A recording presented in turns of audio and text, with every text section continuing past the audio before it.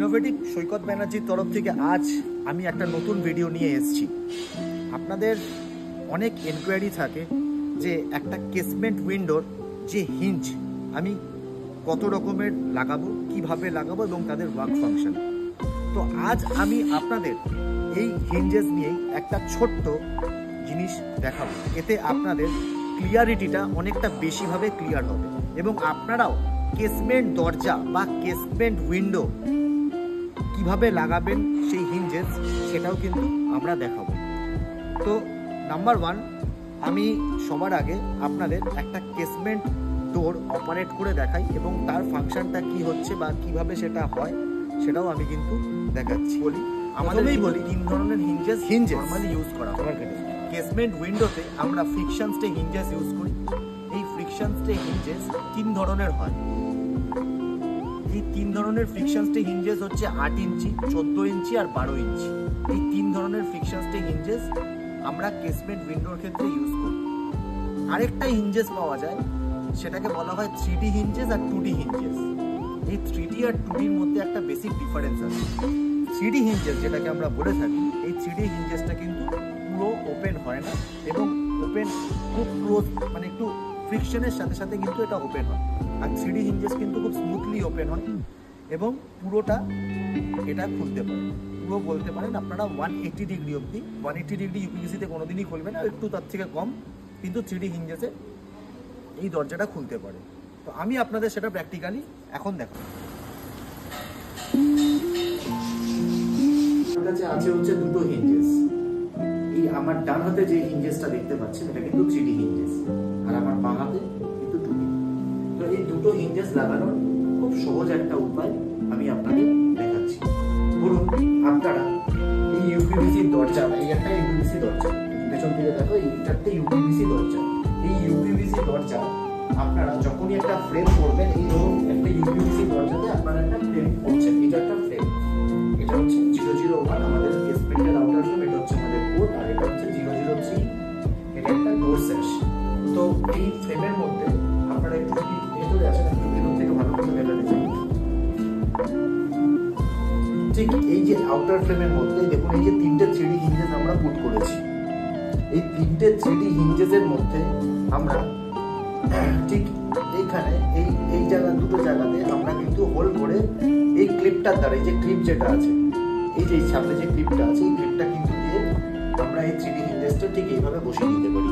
এইভাবেই as per height, যদি height আরো বেশি হয় তাহলে 3D হিঞ্জেসের পরিমাণও বাড়বে, যদি হাইটটা কম হয় তাহলে 3D হিঞ্জেসের পরিমাণ কমবে। তাহলে এখানে অ্যাজ পার হাইট, এখানে একটা মিনিমাম 6.5 ফুটের একটা ডোর আছে। এই 6.5 ফুটের ডোরটার মধ্যে 3টে 3D হিঞ্জেস আমরা ইউজ করেছি এবং এই 3D হিঞ্জেসের মধ্যে যে এই দুটো নব আপনারা দেখতে পাচ্ছেন, এটা কিন্তু এখানে হোল করে এই স্ক্রুইং দিয়ে এখানে কিন্তু ফাস্টনার করে দেওয়া হয় এবং এই 3D হিঞ্জেসটা কিন্তু এইভাবে এখান থেকে চলে। এটা একটা ছোট্ট একটা গ্যাপ আছে, এই গ্যাপটা খুলে কিন্তু এই 3D হিঞ্জেসের উপর এই স্ক্রুইংটা এখান থেকে করে দেওয়া হয়। সেম লাইক দ্যাট এটা হচ্ছে একটা 2D হিঞ্জেস। 2D হিঞ্জেসটাও কিন্তু ফ্রেমে ঠিক এইভাবে এই জায়গাতে বসবে, ফ্রেমের ঠিক এই জায়গাতে এই টুটিটা বসে এবং এই টুটিটা কিন্তু একটা পাল্লাকে ধরে, এই পাল্লাটাকে কিন্তু এখানে আমরা ফিক্স করে দিই এবং সেই পাল্লাটা কিন্তু এইভাবে ঠিক বন্ধ হয়ে রাখতে পারে। এইটা হচ্ছে আমাদের 2D হিঞ্জেসের সাথে 3D হিঞ্জেসের তফাৎ।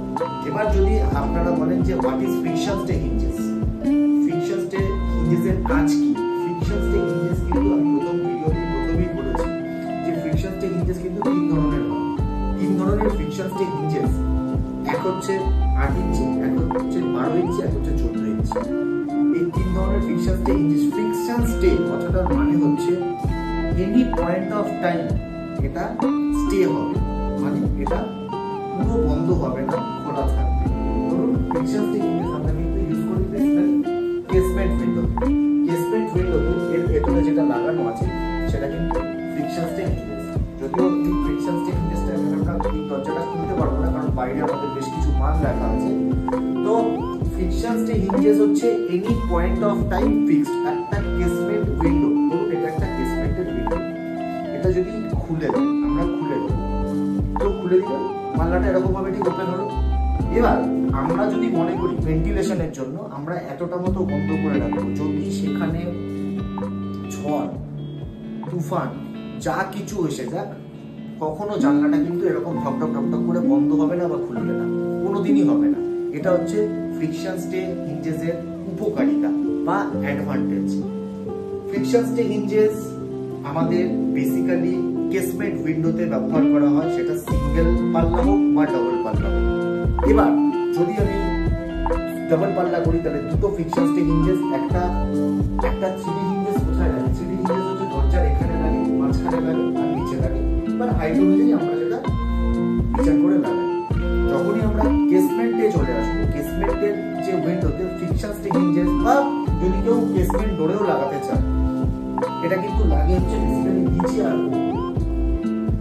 একদম নিচে এইরকম জায়গা থেকে আর এখানে কিন্তু ফ্রিকশন স্টে হিঞ্জেস আমাদের লাগে। এবং এই ফ্রিকশন স্টে হিঞ্জেস এর উপকারিতা হচ্ছে এনি পয়েন্ট অফ টাইম কিন্তু কেসমেন্ট পাল্লাটাকে ও আটকে দেয়, ফিক্সড করে দেয়। হাওয়ার প্রেসারে জানলাটা বন্ধ হতে পারবে না। আমরা যদি নিচে একটা ফ্রিকশন স্টে হিঞ্জেস লাগাই, এটা ধরুন একটা কেসমেন্টের পাল্লা, এটা ডোরের পাল্লা, কিন্তু আমি এক্সাম্পল দিচ্ছি, ধরুন এটা কেসমেন্টের পাল্লা, উইন্ডোর পাল্লা। এটা যদি নিচে আর উপরে ফ্রিকশন স্টে হিঞ্জেস লাগাই, পাল্লাটা কিন্তু এনি পয়েন্ট অফ টাইম এরকম ফিক্স থাকবে। হাওয়া বা প্রেসারে কিন্তু এটা এরকম বন্ধ খোলা এরকম কিন্তু হবে, এরকম কিন্তু কখনোই এটা হতে পারবে। এটা কিন্তু এরকম জায়গাতেও যদি আমি করে রাখি, এটা কিন্তু ফিক্স থাকবে। তো এটা কিন্তু আমাদের একটা অ্যাডভান্টেজ। তাহলে কেসমেন্ট উইন্ডোর বেসিক হার্ডওয়্যার হচ্ছে 3D হিঞ্জেস, 2D হিঞ্জেস আর ফ্রিকশন স্টে হিঞ্জেস। এই তিন ধরনের আমরা হিঞ্জেস ইউজ করি। এই 3D হিঞ্জেসের অ্যাডভান্টেজ হচ্ছে এই কেসমেন্ট দরজাটা কিন্তু খুব ইজিলি আপনারা অপারেট করতে পারেন, এবং কখনো গিয়ে যে এটা লেগে ভেঙে যাওয়া বা এরকম কিন্তু কোনো কিছু না, একটা জায়গায় গিয়ে কিন্তু এটা দাঁড়িয়ে যাবে। এটা হচ্ছে 3D হিঞ্জেসের আমাদের বেসিক অ্যাডভান্টেজ। আমার হাতে এখন যেটা আছে এটা কিন্তু একটা স্প্যাক কোথায় ইউজ করা হয়? স্প্যাক হচ্ছে আমাদের কেসমেন্টের দরজায় এবং স্লাইডিং এর উইন্ডোতে মাল্টি পয়েন্ট লকের জন্য আমরা কিন্তু এই স্প্যাকটা ইউজ করি। মাল্টি পয়েন্ট লকটা কি? এইটা হচ্ছে আমাদের স্প্যাক। এটা কেসমেন্টের দরজায় কিন্তু এই স্প্যাকটা লাগানো আছে, এবং তার জন্য স্প্যাক লাগানোর জন্যই কিন্তু আমরা এই ডিজাইনটা কিন্তু ভেতরে এইটা করেছি। এই স্প্যাকের ভূমিকাটা হচ্ছে মাল্টি পয়েন্ট লক। আমরা যখন এটাকে লক করব তখন কিন্তু নট অনলি এক জায়গায় লক হবে, এটা এখানে একটা লক হবে এই স্প্যাকের দ্বারা, এখানে একটা লক হবে আর নিচে একটা লক হবে। এটাও স্প্যাকটাও অনেক ধরনের স্প্যাক হয়। 1800 mm এর স্প্যাক হয়, 1600 mm এর স্প্যাক হয়, 1400 mm এর স্প্যাক হয়, 1000 mm এর স্প্যাক হয়, 800 mm এর স্প্যাক হয়। টাইপস অফ স্প্যাক এতগুলো হয়। এবার স্প্যাকের মধ্যে দুটো ডিভিশন আছে, একটা হচ্ছে কেসমেন্টের স্প্যাক, একটা হচ্ছে স্লাইডিং এর স্প্যাক। আমার হাতে এখন যেটা স্লাইডিং এর স্প্যাক। কেসমেন্টের স্প্যাক একই, একটু ফাংশনটা আলাদা থাকে। স্প্যাকের বেসিক অ্যাডভান্টেজ হচ্ছে স্প্যাক আমরা একটা ইউপিসি জানলার ভেতরে কখন দিই for multi point lock purpose. Multi point lock পারপাসের জন্যই কিন্তু আমরা এই ধরনের স্প্যাকটা ইউজ করি। আর যদি মনে করুন কেউ স্প্যাক ইউজ না করে, যেমন আমার কাছে যে স্লাইডিং উইন্ডোটা আছে আমি আপনাকে দেখাচ্ছি, এই ধরনের স্লাইডিং উইন্ডো, এর মধ্যে কিন্তু কোনো স্প্যাক নেই। দেখুন একটা টাচ লক বসিয়ে আমরা কিন্তু সিঙ্গেল পয়েন্টে এটাকে লক করাচ্ছি, আবার এটাকে খুলে দিচ্ছি, আবার সিঙ্গেল পয়েন্টে লক করাচ্ছি। তো দিস ইজ দ্য অ্যাডভান্টেজ। স্প্যাক যদি আমি বসিয়ে দিয়ে এটাই যদি আমি এটা পপ আপ হ্যান্ডেল লাগিয়ে দিই বা এল হ্যান্ডেল লাগিয়ে দিই বা ডি টাইপ হ্যান্ডেল লাগিয়ে দিই, তখনই কিন্তু স্প্যাকটা মাস্ট একটা দরকার পড়ে যায়।